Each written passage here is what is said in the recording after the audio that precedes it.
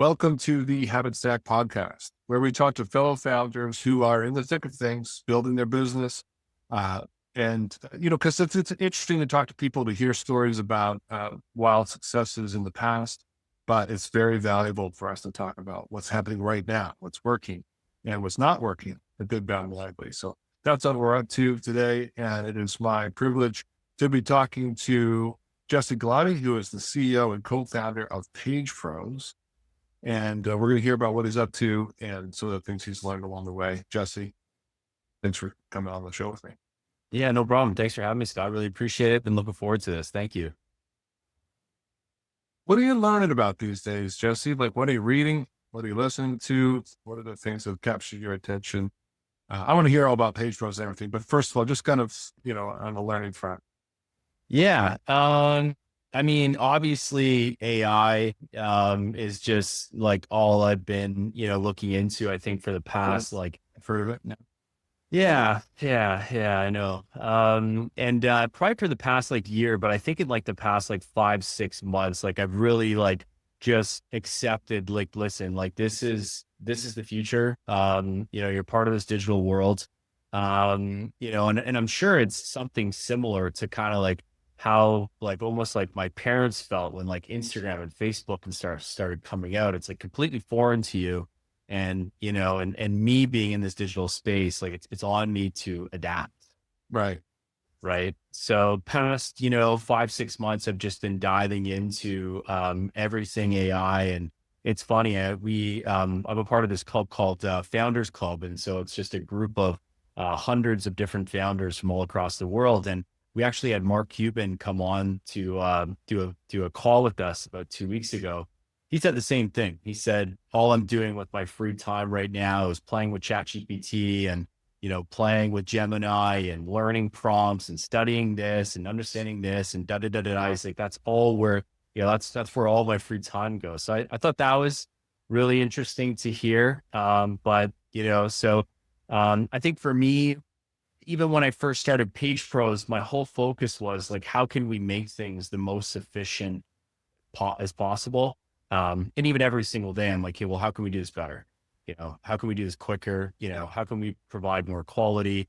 And I think AI is really assisting with that in a lot of ways. I think it's just ultimately it's making, us efficient, making me efficient, making our processes more efficient because we're able to automate certain things like that. So AI. And then in terms of just reading, my book that I'm reading right now is The Ruthless Elimination of Hurry. Yeah, right. I've heard of that. I haven't read it. Yeah. I have a positive association with it. So what the gist of it? Yeah. It's really just about just, waking up every single day as like an entrepreneur, business owner, and there's a million things to do.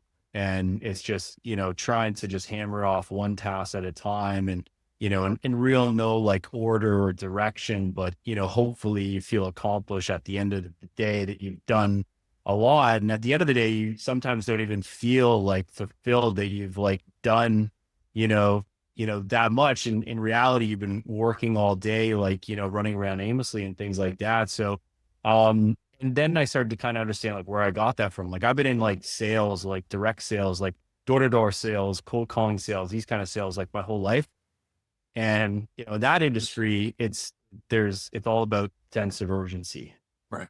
working hard, you can't spare, any second or any minute or anything like that. So now I've kind of had to kind of retool myself and retrain myself to, slow things down, look at the bigger picture. What are some of the big issues and things where, my time can be spent, in the, best way possible where the company is going to get the most value. And a lot of these low level tasks that a lot of times can be delegated, that's what I need to be doing is delegating and focusing on like the high level things, like whatever the top competitors in our space doing, like talking to our clients, getting feedback and, things like that. Right. So, that's what that book's, been helping with it, helping me out with like for a little bit now. And, yeah, it's calming when I read it. Here's a question. In practical terms, it's one thing to read a book and we're like, yeah, that's a good idea. I should spend more time on. I should slow down a little bit. I should delegate. I should think bigger picture. Not gonna call it weeds and stuff like that.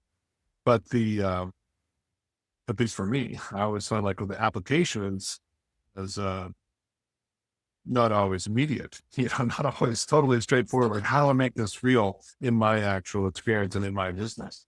What if Yeah. something like what are so how have you made it real in concrete terms? Is it just a matter of kind of staying mindful and trying to increment that direction, or are there like concrete, bigger changes, structural changes that you've made? Yeah, I think it's a mixture of both. But I think like anytime, I'm looking at, changing the way that I do things, I can't, make any, significant drastic change. It has to be small. And then I have to keep doing it and I have to, establish the habit and build the habit of continuing to do this small thing. And then, so once I'm able to do, something smaller consistently, I can now start to kind of increase the amount of times that I'm doing it. And so I'm big on that. Like I'm never going to just completely like tear down the way that I'm doing. Like I've gotten to where I'm at today, based off, like my method of doing things. But, I think books like this, it allows you to see things from a different perspective. That, you might not always see like when you're in the thick of things and when you're able to kind of pull yourself out of that and put yourself over here and look at, it from that different perspective. I think it helps you see things a little bit differently, helps you make sense of things. But I think for me, like how I take things from books and podcasts and things like that, usually if I read a book, I'm happy if I can implement, one important thing Totally. from that book. Yeah, I think you're bang on with the small part, right? Like we tend to vastly overestimate what we can change or the speed at which we can change things. Because we're pretty entrenched. So like out of curiosity, what's one of those small adjustments that you've made us after reading that book? Yeah, I think it's just that. I think I'm a big task person, so I'm very aware of like a lot of like the tasks that need to be getting done within a daily basis, like for me and for the company. So now I've found certain things that I'm doing that can be delegated to other people, and then I'm creating time for myself to focus on the high level issues and the big things in order for us to push our company forward. So like each and every single day now, like when I start my day, where I have like ultimate clarity is, when I first come onto my computer somewhere around 7 a.m., that first like 30 to 45 minutes before my meeting starts, like I have just the utmost clarity, Yeah. of my entire day. And so I'm utilizing those times to do like very important research and studying and things like that. So I preserve that time, for those high level things that, I want to tackle every day. Yeah. Yeah. You have the clarity and you also have the energy, willpower, Yeah. to focus. Cool. I was Yeah. going to ask you too, back to the AI thing. Um, I think everybody is quite, well, not everybody. There's a lot of excitement and we could do this, we could do that, we could do this, and it's going to be amazing. And a lot of things come together. But um, I'm always, I'm curious, is, what's an example of how you've implemented a change to a workflow that's incorporated AI that's worked well for page pros?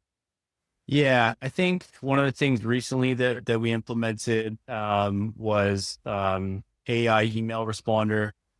So basically like, I think we have upwards of 3 to 4,000 clients now. So every single day we're getting about, like we come in to start the day, like the administrative staff starts the day, there's probably about 40 to 50 requests that they need to deal with.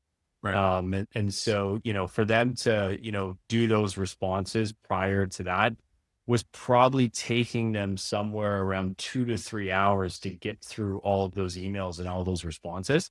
So Right. now we've utilized an AI tool through Gemini to basically have all the responses crafted based off of generic responses that we've crafted. Because usually when we get an email from a client, it's usually only about, around like 4 to 5 different things. Right. So we're able to, craft these responses, according to like what the client, could be emailing about. So now when their administrative staff comes in, all responses are crafted and they're drafted and they're ready to go. And all they need to do is quickly, glance at the email, make sure it's all correct. And right now, I'd probably say it's like 70% of the time, it's correct. The other 30% just, requires a little bit more like personalization, just, catering it towards the email and stuff like that. But that right there has saved us, at least, that 3 hours per day per admin. So that's been a big thing, that has definitely changed a lot. I mean, 3 hours a day for an administrator is huge. Yeah. Yeah. The next thing I would definitely say is, lead generating. So right now, we used to have like lead gen teams that would basically scour the web, do manual searches online to find businesses that are advertising. It would take them, almost a full day to generate, 100 different businesses that are running different ad campaigns online. And so now we're utilizing AI through a combination of SEMrush and Clay combined together, Right. that basically allows us to scrape online. All we need to do now is just do a simple search and it pulls back 1,000 ads within, a minute. Right. Right. So So the purpose yeah, of that is to find people that maybe you could help with their ads. exactly. Yeah. Yeah. Yeah. Yeah. So those have been big game changers, for us. And the other big game changer that we're working on developing right now is that, we utilize a software that assists us with like our SEO process for page pros. Yeah. And it's a per license, like per location software. So as our company has grown, now our expense for the software is astronomical. Okay. And so now we're developing our own software, Yeah. because we're at that point now, and AI is infiltrated and integrated, throughout that whole entire process to automate a lot of the things within the software as well. And it's a lot of just like data entry things that, would have required probably us to hire 2 to 3 people to do a lot of this data entry, but AI is going to be able to do that on its own. So Yeah. So, are you thinking in terms of business model? Are you thinking about letting other agencies use your software, or is this going to be just your secret sauce to use internally? yeah, good question. Yeah, I think down the line we'll get there. For right now, priority number one is replacing it for us. Yeah. And then obviously once we know it's kind of fail proof, and tried and tested by us, that would be like phase 2, I think. Do you have like a dedicated team on it, or do you find that there's tension between, delivering client work right now and this bigger picture strategic thing that's not going to provide any return in the short term? Just got to work on it. It's going to give you returns later. How do you manage that tension, or do you just create a separate team? So we actually outsourced that to a development team. Right. Yeah. So it's a big project. Definitely not within our scope. I mean, we do SEO. We're not like software developers and things like this. So, for the time being, we'll utilize the other software that we're utilizing, and then, in the process, be developing our own with the developers. That's exciting. I think service companies often, it's really smart for them to go to the product game. Yeah, for sure. I think, Tricky, but to do it. yeah, it is. And I think it's important for, for us. I mean, it helps us become much more profitable company. It allows us to remove limitations that the software currently has on us. For whatever reason, they have like these limitations in terms of a lot of things that we can do for our clients. And even if there isn't limitations, it requires like a lot of money for us to spend to do Right. some of the work. Right. But so we're able to remove a lot of these limitations, therefore, being able to provide more work for our clients, provide better user experience, and ultimately we own it. at the end of the day as well, which, therefore increases the value of the IP of Page Pros as Yeah. well. So No, yeah. Yeah. So you said something that caught me by surprise earlier. You said that we have 3,000 or 4,000 clients. yeah, Um, that's an unusually large amount of clients for an agency. And I think I'm going to connect this with another question I have. Looking at your website, it seems like it's very highly productized. Like there's packages all over the place. I could like buy this, buy that, buy that. It wasn't like call me for a price. We'll put together a boutique, blah, blah, blah. yeah. So that's a very interesting strategic choice in terms of the business model. So connect, like, why did you do that? What are the pros and cons that you've seen? And I guess pull in that incredibly high number of clients that you wanted. I think it's all related. But yeah, talk to me about that. Yes. So yeah, definitely accurate in terms of the client, base. I think the reason why we put together a lot of these packages and prices, and the main product one for us is our product called Rank Pro. That's our trademark service product. It's our award-winning one, that we've won a couple of awards for now, presented by Google in the last couple of years. The reason for it for us is to provide instant clarity for small to medium sized business owners. And that's that's our target demographic is small to medium sized business owners that, it's your everyday mom and pop shop. It's your local plumber. It's your local electrician. It's your local landscaper. It's your local beauty salon. Right. And so, it's the business that just got started that really has no idea about marketing, doesn't know that you might need to spend all this money for things to work, et cetera, et cetera. So that's our target clientele. And so we price our services at a price point, that these businesses can afford. And it's not something that they're going to get scared of, when they first see the number.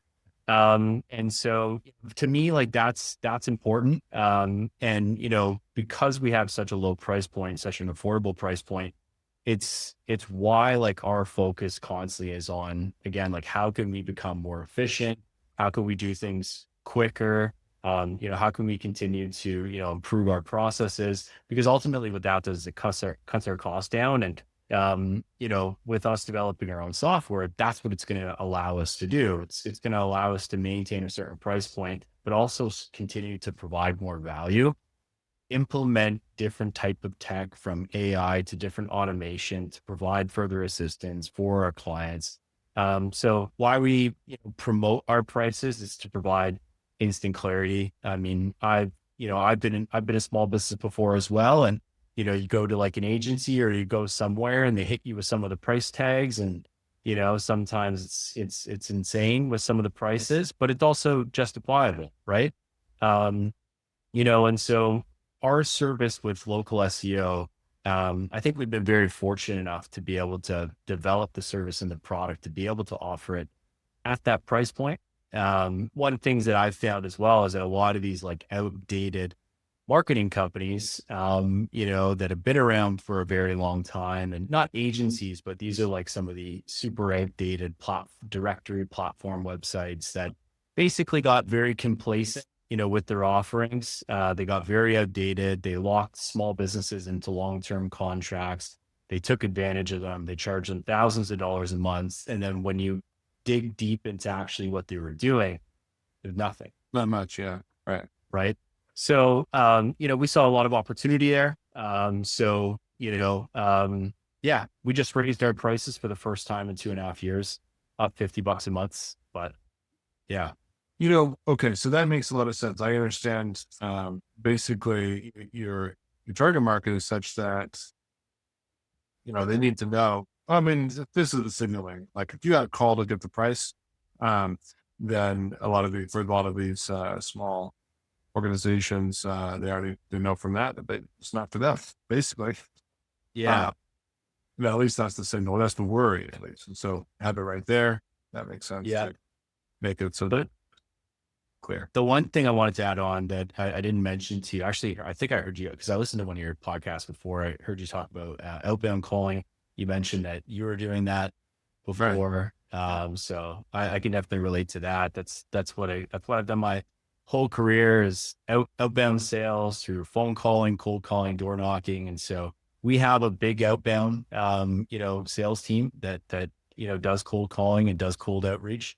So, because we do that, again, like all the information for our products and services needs to be ready available for our sales team and for the client to see everything right away. There's no surprises. It's Right. 100% complete transparency.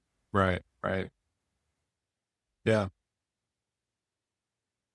So what do you, I mean, you shared some of this already, but I always like to hear what people are dreaming about, right? But what is, so this piece of software is a big part of your strategic play, I would imagine, for the next, um, year or two or whatever, rather it's going to take some time for it to bear fruit to, um, to benefit from that. What are some of the other things that you're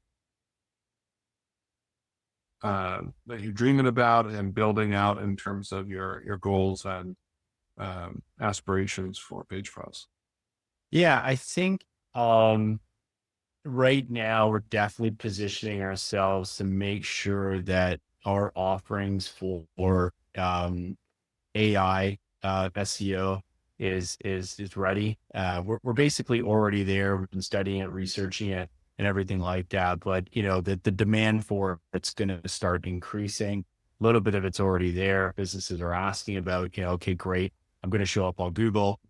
Does this help me show up on ChatGPT and Gemini, et cetera, et cetera? So our focus right now is positioning ourselves to make sure that our company can fully offer that, as demand starts to grow. And I think we'll be ready for that within about like the next 6 months. And so I'm big on not offering something unless we're fully 100%, tried and tested case studies. We did it for tons of businesses. It works. It's proven. Okay, let's offer it. Like that's what we did with Page Pros before we even signed up any client. We went through like a 5 to 6 month process of performing SEO for tons of different types of businesses. Once we saw the results were great, okay, like we definitely have something here that we can sell. And so that's our focus right now with SEO for AI platforms with ChatGPT and Gemini. And I think it's going to be big. I mean, I know it's going to be big because I'm already doing it. Like, for me, like 50% of my search and what I'm looking for now, I usually use ChatGPT or I usually use Gemini. I just appreciate like how they deliver the message and the information to you. So I'm really excited about that. I'm always just excited about scaling and growing our business. Our company is about 99.9, like 99% of our company is within Canada in terms of our client base. Okay. We're about to launch into the US and expand into the US. So, that's going to be a big move for us and a big, thing that we're super excited about. We've just been getting everything ready, getting everything prepped and prepared, legally and from a LLC standpoint and banking, payment processing, etc. So that's going to be a big move that, we're probably going to launch in Q4 of this year, Right. into the US, and start building out there. So I'd say the AI search, expanding into the US. And then I think just the big thing for us, it's just, really becoming, as high quality possible agency as we possibly can and implementing different tech and AI. But yeah, so those are a lot of things that we're really excited about right now. Yeah. So when I'm always curious about how, as you can imagine, my area of interest and therefore kind of, field research all the time, and it's about goal setting and execution. And so you have these goals like to expand into the States and build the software, increase the quality of what you're doing for your clients all the time. How do you rally the team and keep them around those goals and keep them going in that direction? There's always a lot of other things that people can work on, a lot of distractions. How do you do that? Good leadership. And not just for myself. I mean, it needs to start with me, but I need to have, other leaders within my team, which I have that are very responsible, extremely hard workers, very committed, very transparent, very honest, very motivated. And it takes time to find these people and put them into that position. But fortunately enough, like I've been able to do that within a lot of the core departments within our company. They have great leaders that lead these departments that keep them focused. How I make sure that the message is consistently, sent out to everybody is we meet constantly. Like we're 100% remote company. Yeah. All of our team works remote all across Canada. I meet with my sales director, VP of sales every single morning. We meet, we chat, we strategize, on how the day is going to go and what are some of the things that need to get done. What's the meeting? I talk with my head of account management, talk with my head of marketing. So I've been constantly, talking and communicating with them. But when I think of it immediately, it's just, who are the individuals that are leading these teams, and they're just incredible, that individuals, they're responsible, they're honest, they're transparent, they're extremely hardworking. And then from a company standpoint, like how do we make sure that everyone, stays on track with what we're doing? It's constantly communicating our goals, to everyone, being honest and transparent with people about like what's going on, like where are we at within the journey of what we're doing. I find that that's very important, like being vulnerable, as a business owner, I think that's very important. And getting people together as much as possible. So like every like couple months, we tend to do like a big team event where we bring in the whole company. We'll fly everyone into like Toronto or something like that. Like a month ago, we had our annual golf tournaments, which was a blast. The night before that, we had everyone at like a big dinner and stuff. So we do things like that. We constantly are putting, things in front of people to work towards, Right. to get people to chase after. And so I'm someone that, is constantly looking at like the next shiny thing. And I need something in front of me, dangling in front of me for me to push towards. And I understand how motivating that is. So, when we set goals and put these in place for people to work towards and they get incentivized by that, we watch a lot of really good things happen. Those are some of the things that, we do to kind of keep everyone focused and on the path. I'm always curious, like, what's an example of a goal? Like, or put it this way, if I asked one of your leaders right now, like, what are the company's goals? What would they say? Yeah. So in terms of, Kyle, our VP of sales, so his goal for this year is to promote 3 more sales managers with a team of 5 people. His goal is by, the last quarter of this year is to build 1 sales team and get them ready for the US. And, if he's able to accomplish that, he's going to get rewarded with, X, Y, and Z. Right.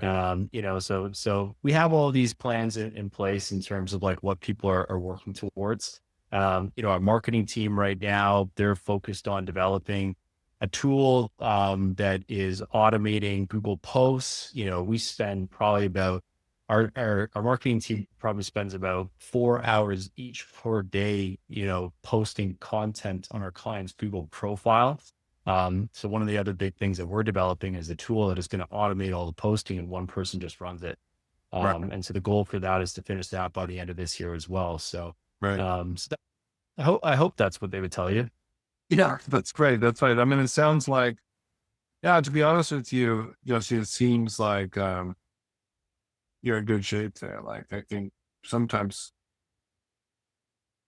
believe it or not, I would ask, like, if you could ask fellow founders that, they wouldn't necessarily rattle off a concise set of goals, let alone the Yeah. leaders. Uh, Yeah. so, you know what, this is maybe kind of like a strange question, or just a different angle or different thing that I'm curious about. Got me thinking about it because I was talking with some other people about this very thing. Are there any hires, well, I mean, as you reflect on your career as a leader, are there any hires or outsourcing moves that you wish you would have done earlier? Um, No, not that I can think of.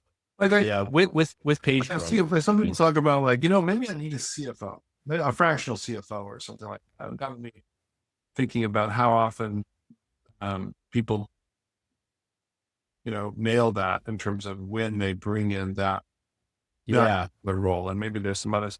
I guess it's a very interesting time right there. There's more and more fractional, high level fractional help available. And so I'm trying to get a sense from other founders, that's what we got. when to pull the trigger. Yeah. Yeah, yeah. And so I think we were fortunate enough, the accounting firm that, we work with right now has been with us since day one. So, they're a really good firm based out of Toronto. And so they're able to provide all different types of support. So they were able to support us when it was just me and my business partner, Yeah. 2 employees. And, now we're upwards of 45. So their support has gradually increased, every whatever, like 6 months, 12 months, it's just increased and increased. So now that's what we get now is fractional CFO support.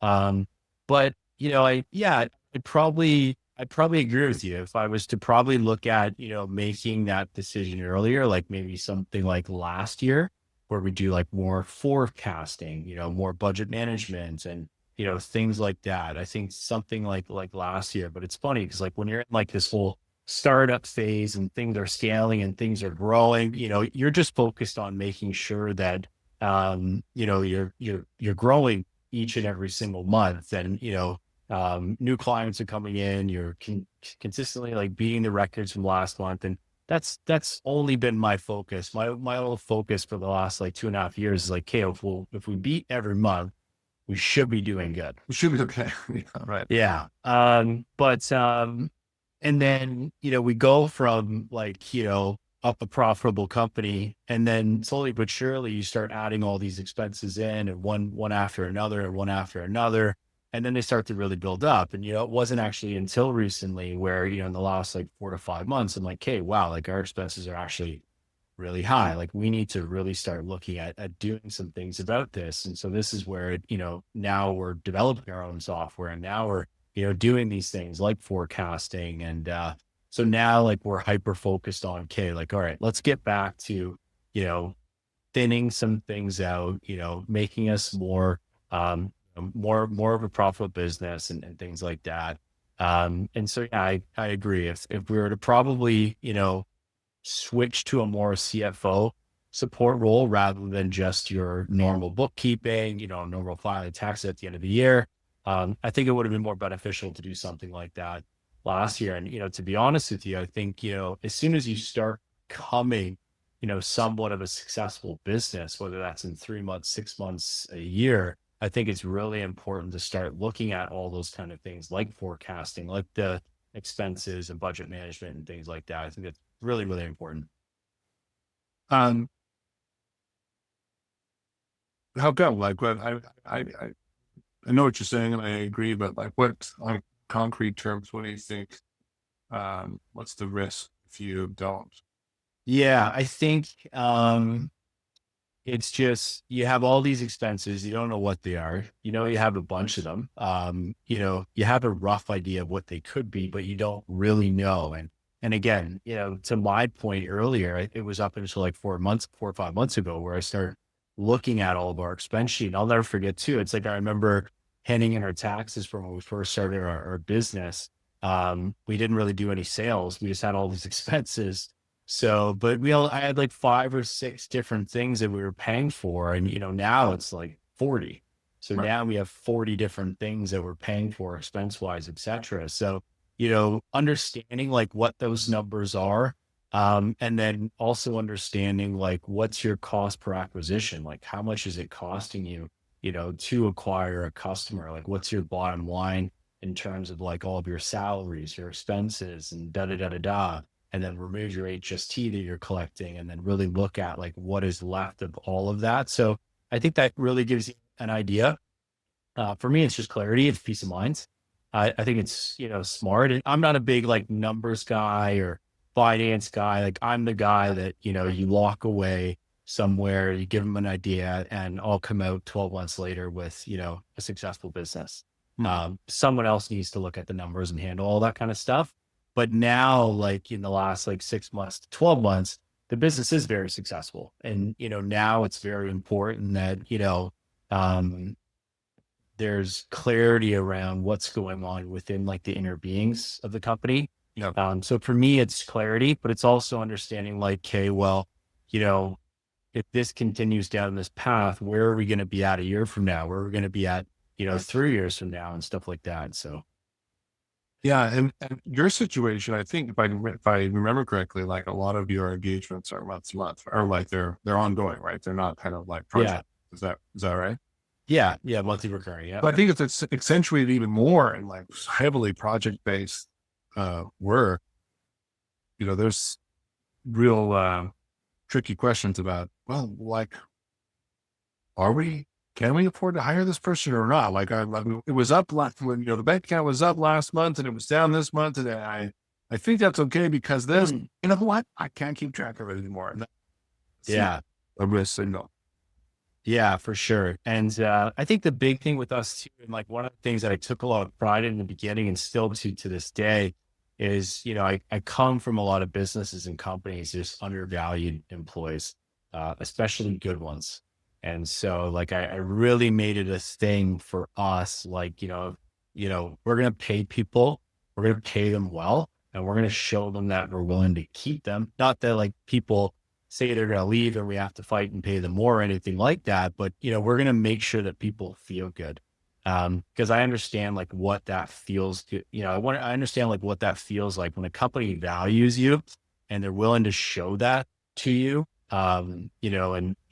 with your compensation. So that was very important to us. And, it just requires us to work even harder to make the company, more profitable so that we can continue to pay people um, you know, um, probably, way above what the market would, because I've been in leadership and management, my whole life, and there's nothing worse than you hiring a really good person.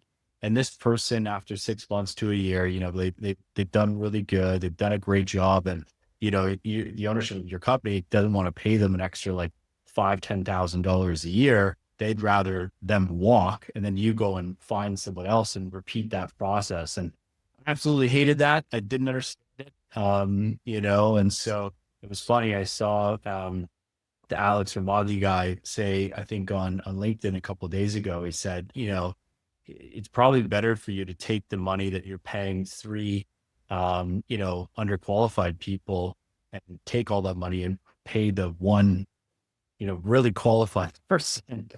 Yeah. Right. So, but yeah, so there's a lot of reasons of, why it's really important for us to be a healthy company that is growing and earning, a certain kind of money, because we need to be able to, pay people well. I want to attract great people, and I understand great people aren't cheap. We like to do a lot of really fun things like the golf tournament, the dinners, big team events and stuff like that. That stuff's not cheap, but it's important for us to, have that within our company culture, because it creates experiences that people usually don't, aren't able to be a part of. And I enjoy doing that, and people love, being a part of that as well. That makes a big difference. A lot of remote companies totally have that experience. Remote's great in many ways. Then we get together and realize that's pretty great too. Actually, that was really Yeah. makes the next Yeah. a quarter's worth of collaboration that much sweeter and that much Yeah. more smooth. Okay, one Sure. last question before I let you go, Jesse. And it's if you cast yourself ahead in time 3 years, looking back, and if you were to answer the question like, well, the thing that Jesse really needed, really learned, really had to like level up over this last little while in order to continue to lead well and to kind of match the size of the company and the growth of the company. What do you think it is? Um, that was maybe a convoluted way of asking, but basically, what's your point of growth that you think coming up for you? Yeah. I think it's just get out of the way of people within my company that are doing a great job. Support them, be them for them, offer what I can. Don't be, too naive or too stubborn to feel like you know it all. The one quote that I love from Steve Jobs is, we hire smart people. We don't hire smart people to tell them what to do. We hire smart people so they can tell us what to do. Right. And so, for me, it's like, I've done a lot, I've had a lot of experience, I've had a lot of success. I can definitely be of value, in some situations. But the whole, thing that I'm trying to create here is, pathways and opportunities for people to blossom as well. And hopefully, get to a point where I hadn't gotten to. So I think for me, it's just continue to empower the people, within our company. Get out of the way, provide them with the freedom, provide them with the resources, and constantly, just our whole message within our company is just how can we improve and how can we get better. That's just constantly all we talk about all the time, everyone within our company. And I've been that way my whole life, with diet wise and working out wise and business wise. It's just how can I improve and how can I get better? And so constantly just echo that message, and very confident that, in 3 years we'll be looking back and, a lot of things have definitely gone, the way that I think that we hoped they would. Well, I love with what you're up to with Pros and also the direction you've taken. I have a soft spot for software, so I'm glad you're working on that. And glad to hear that, you're expanding. It's a lot of great stuff. It sounds like you're at that interesting inflection point. Yeah, absolutely. No, it's a really exciting time. Yeah, you know what? It's funny, like you talk about the software thing. I think like you go through these periods of times at a company that do become really exciting, but this thing that we're about to enter right now, it's developing our own software for it. Like I am stoked. Yeah. And I get on the meetings with our software team and I'm just so fired up and so excited just to kind of go down this pathway, probably because of money that we're spending on it. But also, it's a big step. It's exciting. It's crazy to think that 2.5 years ago, like, it was just a couple guys in one room trying to build a marketing agency, and we're at where we're at now doing some big things like this. So yeah, it's exciting. Yeah. Love it. Cool, Jesse. Thanks for taking some time to talk to me today. It's been Yeah, a thanks, Scott. pleasure. And I think people will appreciate hearing what you're up to and some of the things you've learned. Amazing. Thanks so much for having me. I appreciate it. Have a good one. You too.